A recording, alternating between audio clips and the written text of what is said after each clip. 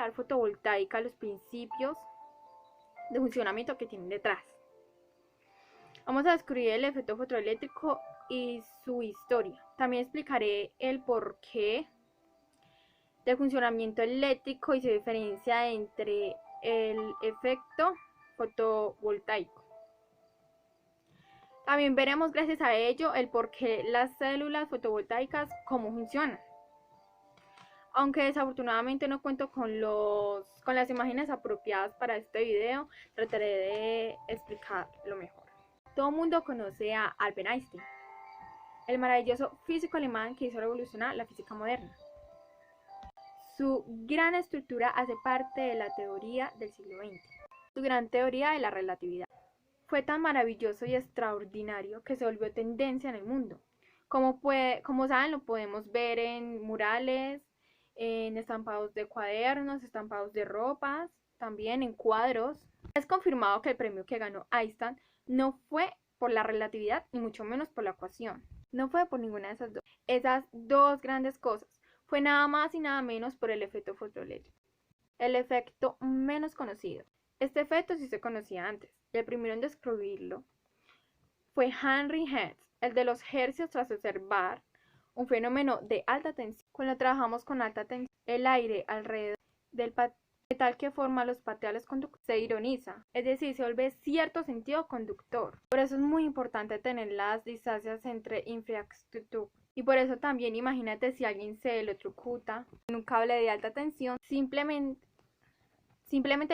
probablemente no llegue a tocarlo. Entonces, a la vez que se aproxima, imagínate que mi brazo es el cable, entonces va llegando allí a la parte del aire, ¿sí? Y entonces, claro, si se va acercando, entonces llega a la parte del aire que se ha vuelto conductora y ahí viene la corriente eléctrica a perseguirle. Lo que observó Hertz fue que a él le pareció algo normal como dos electrodos que recibían la misma electricidad de alta tensión. Claro, había una distancia que se conectaba con un rayo al otro y se conectaban a través del aire. Ahora, si estos mismos electrodos eran iluminados con la luz ultravioleta, pues a todos ellos, supongo que se suponía que la velocidad que iban ellos era lenta antes de la luz ultravioleta. Ahora con la luz ultravioleta van a ir mucho más ligero. También, en otras palabras, que algo estaba ocurriendo entre la luz. Volvía al aire aún más conductor. Este es el contexto en que surgió la idea del fotoeléctrico. Pero realmente, ¿en qué consiste? ¿Cuál es la naturaleza de este fenómeno? ¿De qué manera generalizó Albert Einstein las observaciones de Hertz? Ese es un tema muy importante. Como os había dicho antes, no solo ha permitido avanzar la física de la electricidad, sino también que tiene una gran historia sobre la física. Y no solo tampoco permitió avanzar la historia de la comprensión de la luz. Uno de los avances más revolucionarios de la historia. Todo aquí se trata de historia, ¿sí? Está relacionado con la mecánica cuántica. Antes de seguir contando toda esta vaina, vamos a seguir hacia el principio, como todo, obviamente. Como siempre. 1905, uno de los años más importantes de la física. Un joven de 24 años, de tan solo refugiado. 1905, uno de los años más importantes de la física.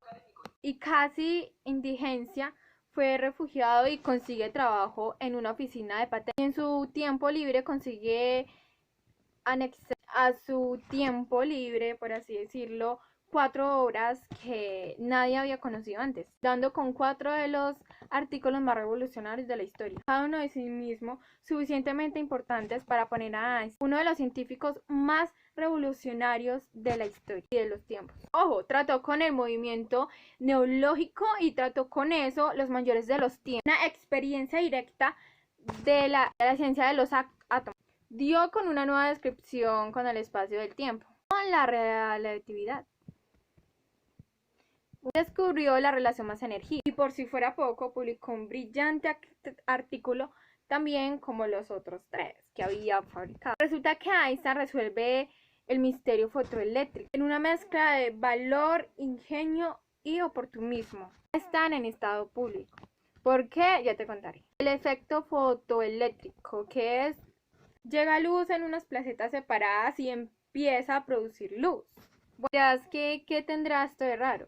La luz tiene energía, electrones, y también se necesita la energía eléctrica para saltar de un electrodo al otro. ¿Sí? Porque sin esto obviamente no tendría como la capacidad y la fuerza para saltar, ¿me hago entender? Pues resulta y nada más que nada menos que la luz es el billete que permite que los electrodes, es como un tren, me hago entender. Entonces, claro, sin la luz obviamente no se funcionan los electrodes, como acabo de decir. Ahorita que hay una sutil trampa que bloqueó a todos los científicos que se topaba con este experimento, hasta Einstein.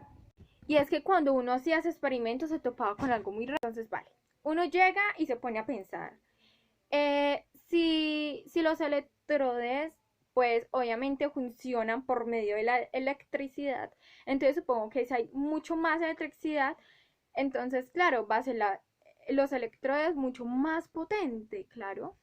No, pues no, y no.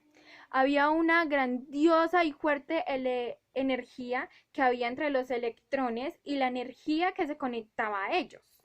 Algo que nadie sabía explicarlo. Es precisamente ahí donde entra el genio y el más grande, fabuloso Einstein. Brillante, hábil y oportunista. ¿Por qué? Pues escucha esto. En el año 1900, Max Planck se había topado con otro experimento magnífico, otro final boss de la física. Por hoy se conoce como la reacción del cuerpo negro. Pues la única forma que encontró este grandioso genio de explicar este experimento fue romper con toda la física conocida y romper con todo lo conocido, crear una reacción suicida. Pues tuvo que suponer que la energía iba en paneles de paquetes de energía. Pero esto nos ha hecho, claro que sí. Por eso digo que este filósofo creó pues una creencia como muy suicida, porque él iba en contra de las reglas que ya se habían propuesto anteriormente. ¿No me entienden? Les cuento que fue un acto desesperado.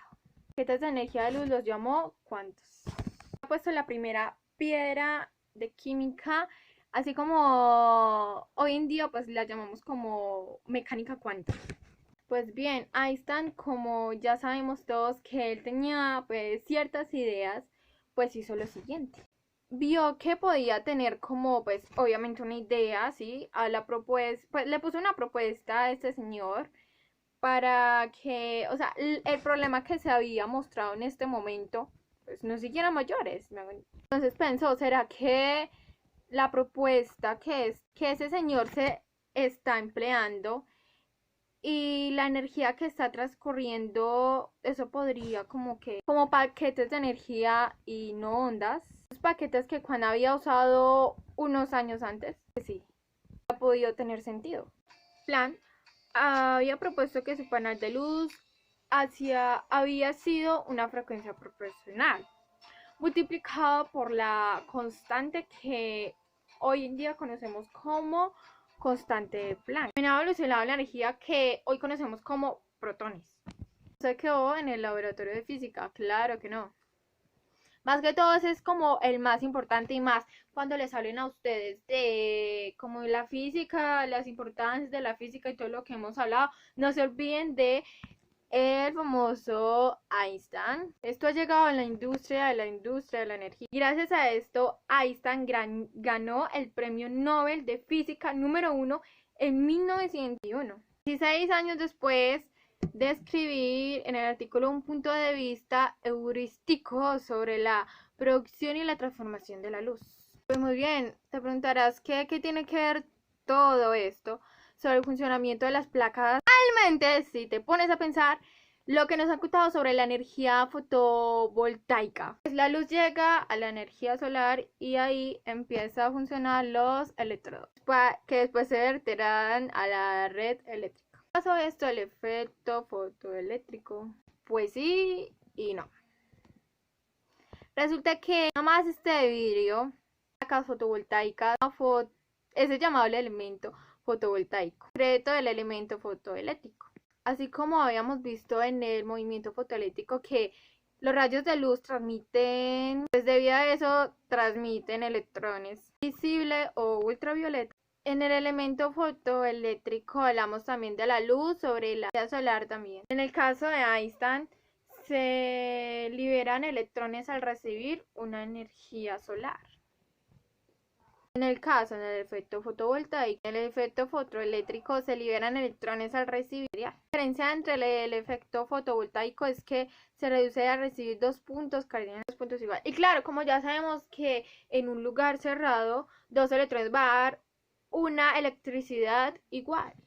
Los paneles cubiertos de fotovoltaico se relacionan también como, por ejemplo, se componen de materiales semiconductores que interactúan entre sí. Pues el primer semiconductor, conductor negativo, se genera modalizando una silencia de silicio. El silicio tiene 4 electrones de valencia que van por la capa externa del átomo. Esto generaliza con los átomos equivalentes de los átomos a su alrededor. Al exceso de electrones se le añade pureza para adquirir una diferencia de electrones puras. Se le añade 5 electrones de valencia en lugar de 4. Se destina a que 4 deben ser equivalentes, 4 escenas equivalentes y que uno queda libre, muerto en el aire. Al tratarse de un semiconductor negativo, se le sobran electrones. A este le vamos a llamar semiconductor M. Segundo semiconductor que compone al panel fotovoltaico, semiconductor positivo. En este caso se unirá al silicio los que tengan 3 electrones de valencia, de tal forma que quede un hueco sin completar. Enlace equivalente sin construcción. Y a esta estructura le falta un hueco para poder que se complete igual. Se trata de un hueco que se comporta como una energía positiva interior de la red cristalina. Este se le llama semiconductor. Pues como habíamos dicho al principio, estos dos tipos de sectores interactivos. El primer electrón tiene una carga además y el otro tiene un hueco selectivo y tiene una carga positiva además. Esto generaliza una carga de neutrones y es esto al que llamaremos unión BN. Una unión PN se expone por la radiación solar, por el estado de la N, que tiene acceso de electrones, capaz de romper los excesos equivalentes, dejar más cantidad de electrones libres para la carga negativa en la zona N. Por tanto, entre la zona N y la zona P. Claro, entre más rápido llegue esta zona a lo dicho, más ligero. Esto generará una potencia cada vez mayor entre las dos zonas. Como ambos sabemos, esta electricidad viene pues también un poco más fuerte y da lugar a una capacidad un poco magnética. Esta va a llevar la carga. Todo este proceso sucede también en la zona. Espero que este video haya servido y se haya entendido un poco bien sobre qué trata la energía altovoltaica y también el efecto fotomagnético eléctrico. Mi nombre es Lady Villa.